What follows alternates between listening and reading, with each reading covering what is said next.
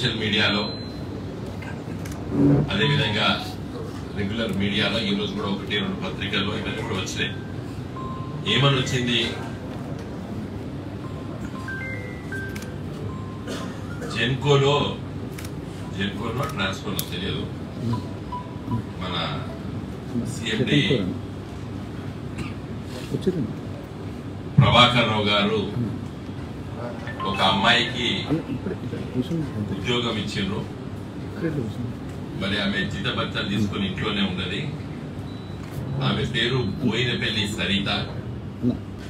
ఈవిడ బోయినపల్లి వినోద్ కుమారు, మాజీ పార్లమెంట్ సభ్యులు, టిఆర్ఎస్ పార్టీలో ఒక ప్రముఖ నాయకుడు.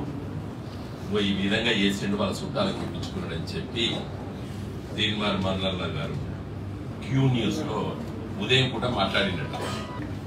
అది చూసి బీజేపీ పార్టీ సోషల్ మీడియా, తదనంతరం కాంగ్రెస్ పార్టీ సోషల్ మీడియా వాళ్ళు దాన్ని విస్తృతంగా వైరల్ చేశారు.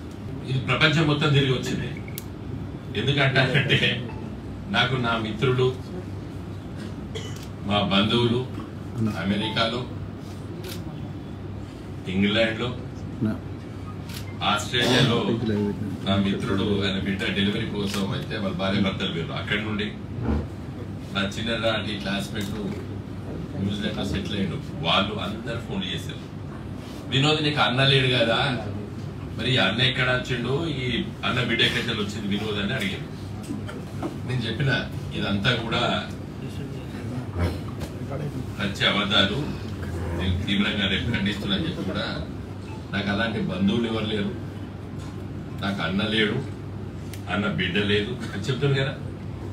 ఆ ఉద్యోగం ఏంది, ఎవరికి ఆ ఉద్యోగం ఇచ్చిర్రు, ఎక్కడ పని చేస్తున్నారు, ఆ ఉద్యోగం కూడా ఎట్లు ఇచ్చిర్రు, అవన్నీ నాకు తెలియదు. నేను తీవ్రంగా ఖండిస్తున్నాను. అలాంటి వ్యక్తి నాకు సమీప బంధువులు కూడా లేరు. ఒక ఇంటి పేరు ఒకటైతే బంధువులు అవుతారా? ఇట్లా వాట్ ఈస్ దిస్ జర్నలిజం? ఎటు పోతున్నది? నీరవ్ మోడీ గారు కోట్ల రూపాయలు బ్యాంకులకు ముంచి మన దేశానికి పోయి ఇలా లండన్ లో బతుకుతాడు. బ్రహ్మాండంగా ఆడ పెద్ద పెద్ద బిల్డింగ్లు కట్టుకొని ఉన్నాడు అక్కడ. మరి ఆ మోడీకు నువ్వు మన ప్రధానమంత్రి మోడీ గారికి సుంటరిగా ఉందని చెప్పచ్చా? లేదా ఆయన తప్పులు చేసిన వాటికి ఈయనను మనం నిందించగలుగుతామా?